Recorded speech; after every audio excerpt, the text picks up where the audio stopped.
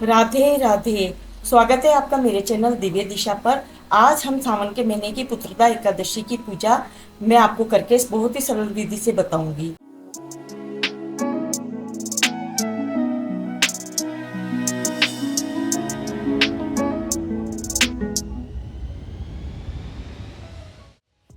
तो इस तरीके से मैंने आसन लगा लिया है। पीला आसन भगवान को अति प्रिय है।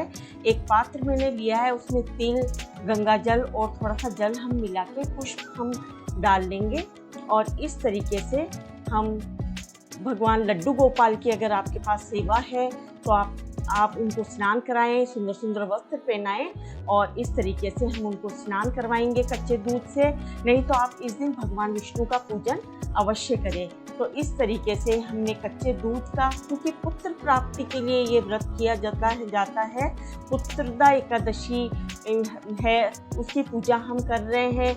तो भगवान के जो बाल स्वरूप की हम पूजा करेंगे और सुंदर सुंदर स्नान करवाएंगे और फिर बाद में उनका हम श्रृंगार करेंगे। और इस तरीके से हम एक शुद्ध जल ले लेंगे जिसमें हमने गंगा जल मिला लिया है और वो हम भगवान को पहले कच्चा दूध से हमने स्नान कराया है और फिर हम शुद्ध जल डाल के हम स्नान करा देंगे। तो इस तरीके से हमने एक अंग पोषण का वस्त्र ले लिया है और हम अंग पोषण करेंगे भगवान का। तो इस तरीके से हम शुद्ध जल डाल के, कच्चा दूध लगा हुआ ना हो, और फिर बाद में हम उनको अच्छे से अंग पोषण कर देंगे। उनको साफ सुथरा सूखा पोंछ लेंगे भगवान को। और फिर जो ये जल है, आप चाहें तो ये चाय में या चरणामृत में आप यूज कर सकते हैं, नहीं तो आप किसी गमले में डाल दें। बस पीपल वृक्ष, वो तुलसा जी के वृक्ष में ना डालें।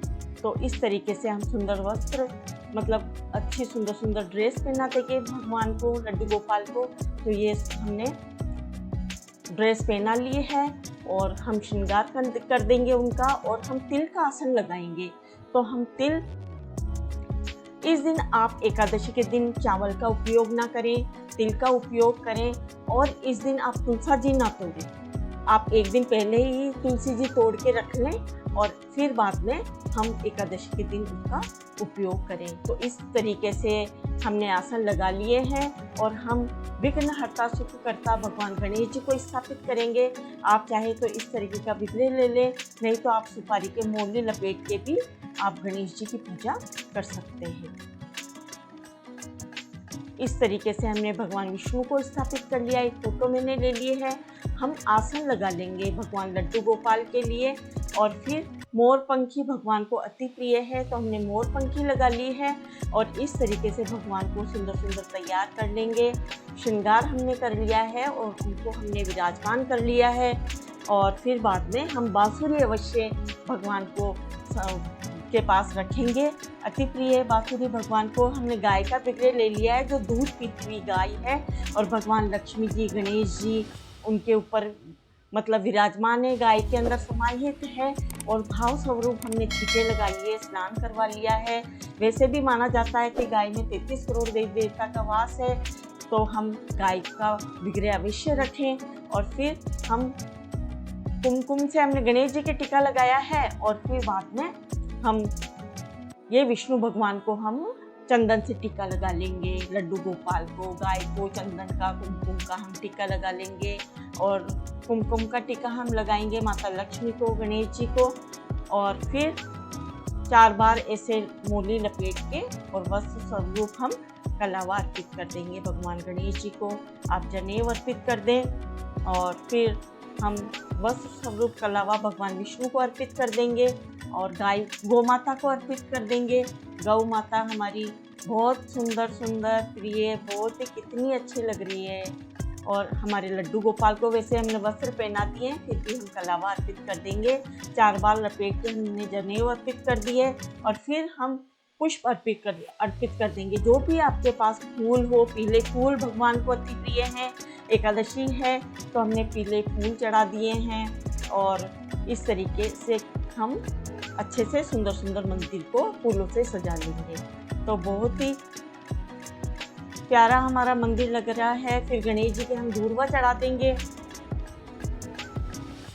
दूर्वा हमने चढ़ा दी है।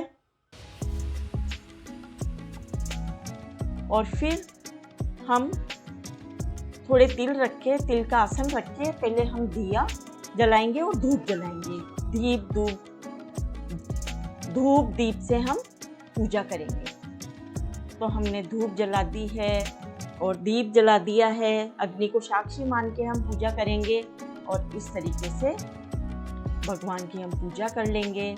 धूप दिखा देंगे, तो ये धूप हमने दिखा दी है और फिर हम भगवान श्री हरि विष्णु का नाम लेते हुए हम पूजा करेंगे।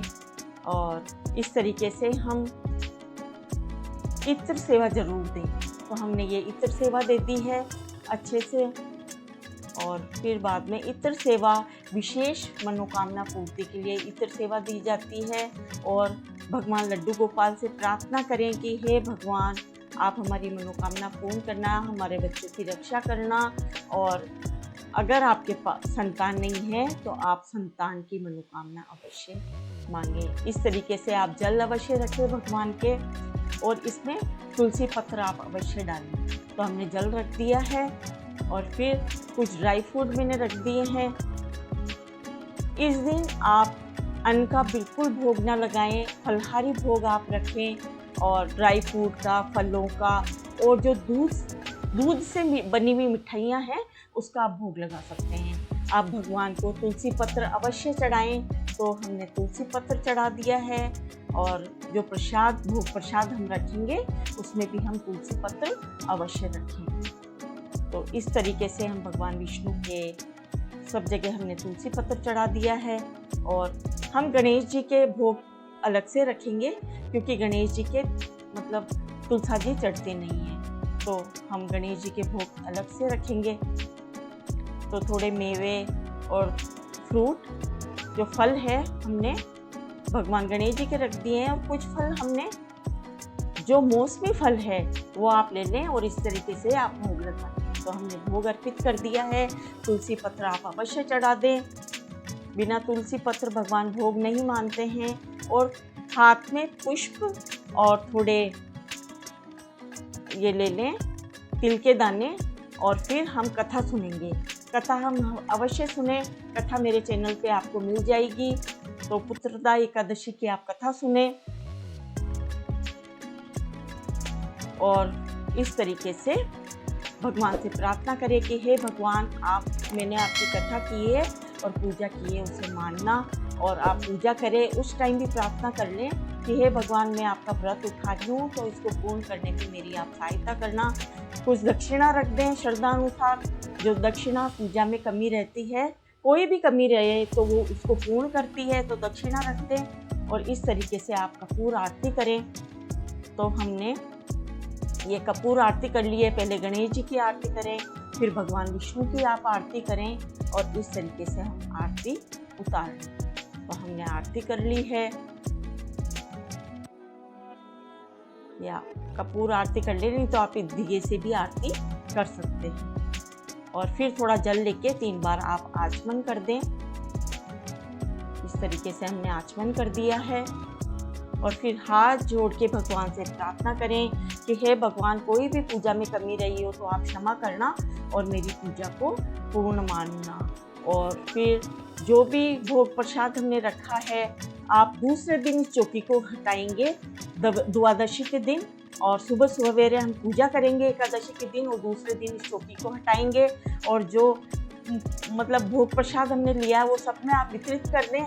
और जो जल है वो हम सूरज जी को अर्घ दे देंगे। और पुत्रदा एकादशी 2024 में 15 अगस्त को मनाई जाएगी। 15 अगस्त को शुरू होगी 10:26 से और समाप्त होगी 16 अगस्त को 9:29 पर। और पारण का समय रहेगा 17 अगस्त शनिवार को सुबह 5:51 से लेके 8:05 तक इसका समय रहेगा। तो इस तरीके से हमने हमारी पूजा पूर्ण कर ली है। और हे भगवान, आप हमारे बच्चों को और बहुत ज़्यादा उन्हें सद्बुद्धि देना और उनकी हमेशा रक्षा करना। अगर आपको पुत्रदा एकादशी का मतलब ये पूजा विधि पसंद आई हो तो कृपया मेरे चैनल को सब्सक्राइब करना और वीडियो को लाइक और शेयर अवश्य करना। और कमेंट में राधे राधे बोलना ना भूलना। जय हो पुत्रदा एकादशी।